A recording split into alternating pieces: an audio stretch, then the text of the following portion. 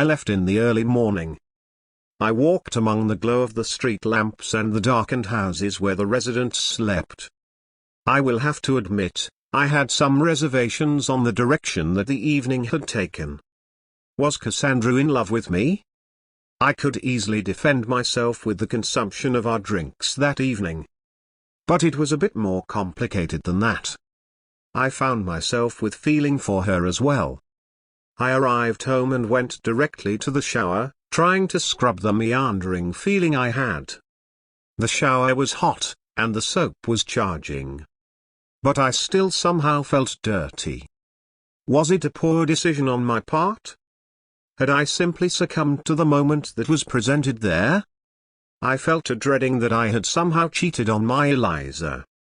I went to have a bit of breakfast that Mrs. Pennybiggles had prepared. We sat and ate together. She asked about my evening. Was it productive? I nodded, with a loss for words. She sensed my discomfort, and changed the topic to Emily.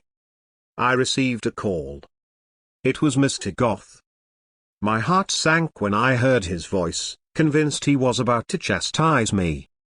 Instead he had wanted to see me on a matter of importance with my investigation. Was I interested? He had been informed of my contact with the professor in his mountaintop studio. The professor had been his own instructor when he had attended university and he held him in high regard. The professor had detailed to him my interest in the reported crashing in the lake or on the shoreline in Windenburg. He might be able to tell me a story about what he personally knew. He said that he felt obligated to assist, as Cassandra always spoke so very highly of me.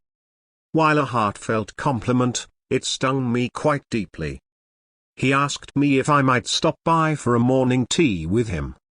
I took a moment to visit with Emily in the parlor.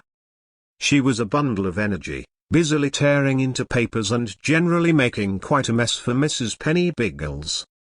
I held her for all I was worth and gazed into the eyes of her mother. I would try to reconcile this with her later this morning. I left for the cemetery to visit my old friend. We had secured a pleasant lot for her in the cove by the small pond. I looked at her headstone. Eliza Pootysims, aged 24, beloved mother and cherished wife. I softly asked for help. And she appeared. From the depths of her slumber my eyes saw her once more. I gazed into those eyes as I found myself pleading for her to return. She smiled. I suddenly took the opportunity to offer a kiss, and she, in a ghostly fashion, accepted.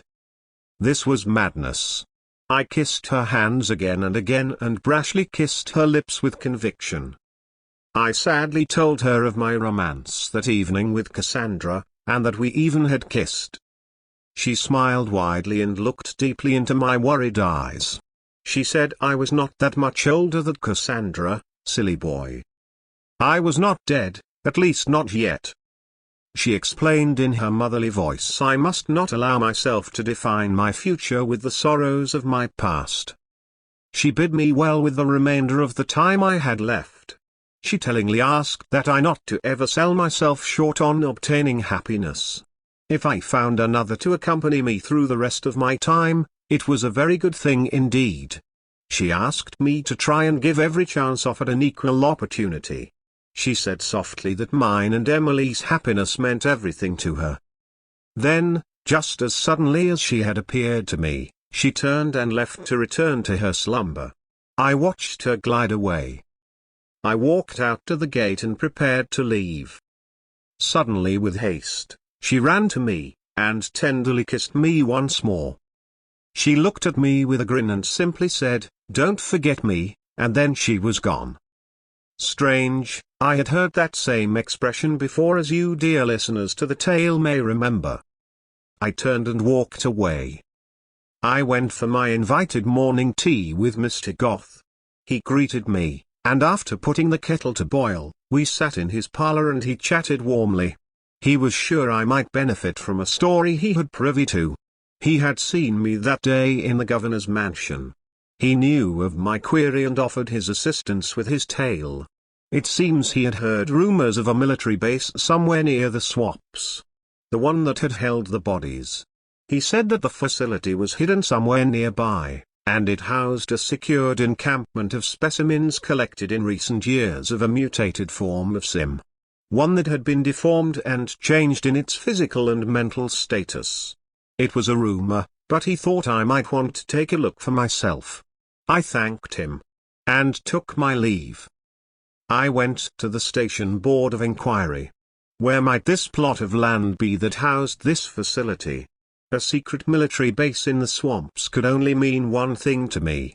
Someone beyond the local authorities was involved. I prepared to search the swamps and left with due haste. I arrived at the swamps and, mindful of the alligators, scouted the area.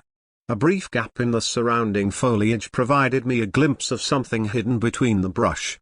It was a fenced-off area. It seemed to emanate noises from within. Unnatural grunts and moans. I sought out a ladder nearby, and climbed to look. What I saw beyond the security fence was nothing I could have imagined.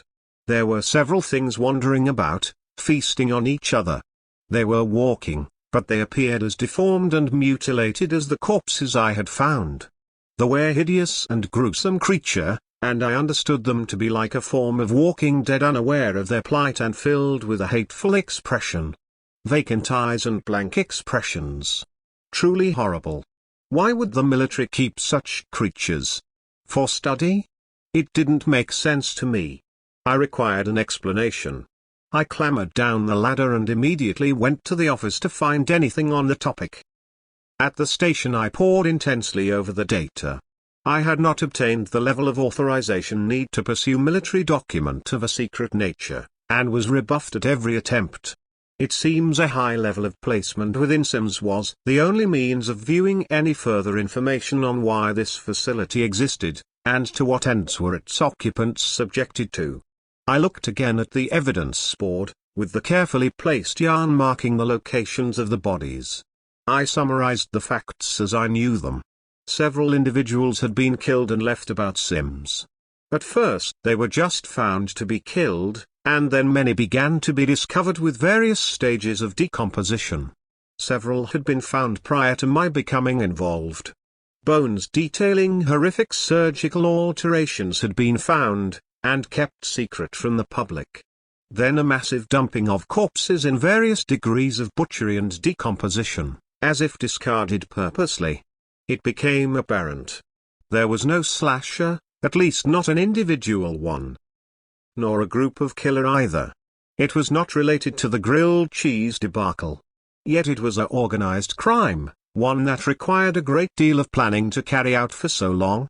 It was a conspiracy, and I had fallen again into assumption. What an ass I had made of myself. I knew of but one man with possible clearance to my information. I went immediately to the governor's residence. I was ushered in and met him studying the game of chess at his table. I bluntly asked him if he knew what the purpose of the encampment in the swamps might mean, and why it was kept such a secret for the Sims. I showed him photographic evidence I had collected.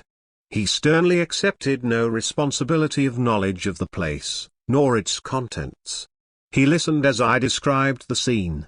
He said that he was not in the level of authorization I needed to secure further information. But he suggested that I might make a visit to the Office of Scientific Studies on the outskirts of the city. He would secure me a visitation permit if I so desired, and I accepted his offer. He assured me again he had not been made aware of it, and wished me a speedy and successful conclusion to this event. I bid him farewell and left him to his game. I was in a very confused state of mind now. I somehow found myself returning to the pub of the previous night, where Cassandra and I had enjoyed the evening. There was no slasher, only a slasher conspiracy of sorts. And I would find the answer to all this, at another time, of course. And so, dear listener, until next time.